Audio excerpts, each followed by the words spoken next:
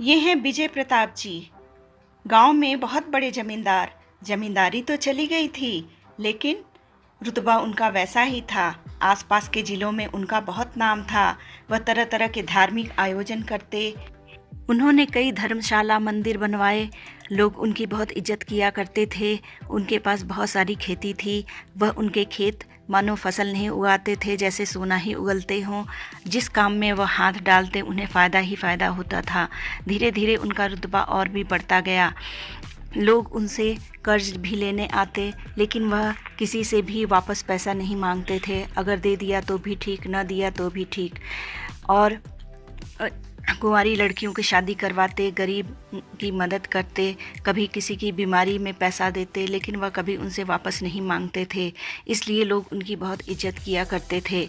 उनके पास लोगों का तांता लगा रहता था और पंडित भी उनके पास बहुत आया करते थे। एक दिन कुछ पंडित उनके पास आते हैं और उनसे कहते हैं कि आपने बहुत से धर्म के काम किए हैं, आप एक काम और कर सकते हो। ऐसा करो कि साल भर एक लंगर लगाओ जिसमें लोग निःशुल्क आकर खाना खा सके। इससे गरीबों की और भी मदद होगी। उनकी पत्नी उनसे इस काम के लिए मना करती है कि किसी को निःशुल्क खाना नहीं खिलाना चाहिए, लेकिन वह उसकी बात नहीं मानते हैं और मंदिर के सामने एक धर्मशाला खोल देते हैं और एक लंगर वहाँ चलता है जहाँ पर लोग निःशुल्क आकर खाना खाते हैं। और उनके पास लोगों की और भीड़ लगने लगी, लेकिन कुछ सालों बाद उनकी मृत्यु हो जाती है। अब काम का सारा बोझ उनके बेटे पे आ जाता है। सबको रोता बिलखता छोड़कर वह परलोक सिधार जाते हैं। उनका बेटा बखूबी सारी जिम्मेदारियां निभाता है और लंगर भी वैसे ही चलता रहता है। सभी उनसे बहुत खुश होते हैं।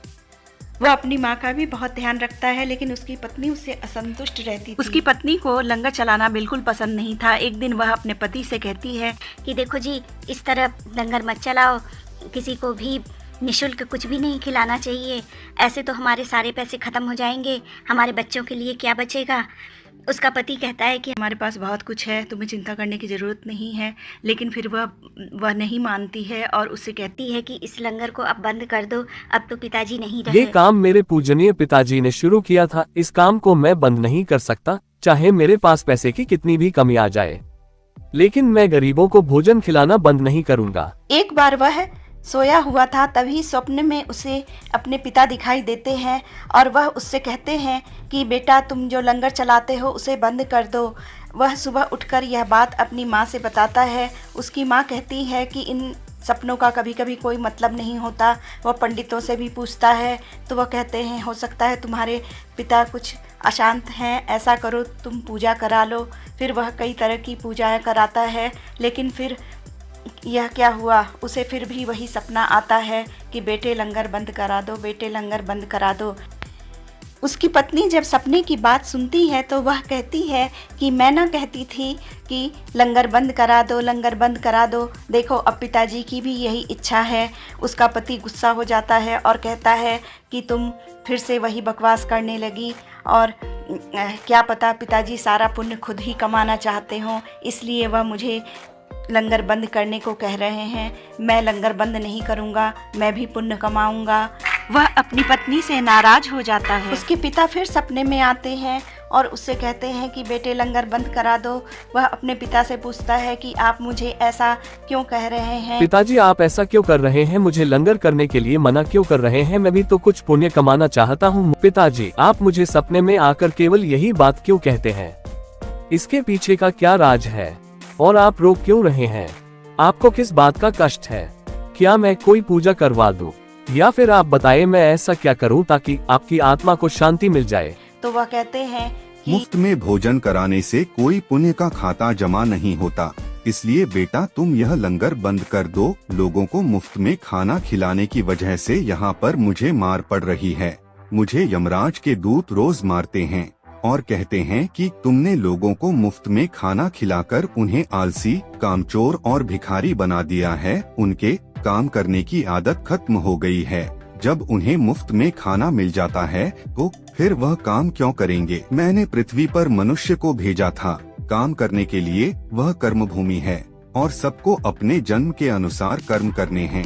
लेकिन जब उन्हें मुफ्त में भोजन मिल जाता है तो फिर वह काम क्यों करेंगे और अपना कर्तव्य कर्म क्यों निभाएंगे? और यह सब तुम्हारे कारण हुआ है। तुमने भगवान के काम में बाधा डाली है, इसलिए तुम्हें यह सब तो भुगतना ही होगा और इसकी सजा भी तुम्हें मिलेगी। अभी तो रोज मार ही पड़ रही है, आगे न जाने मुझे और कौन सी सजा मिलेगी।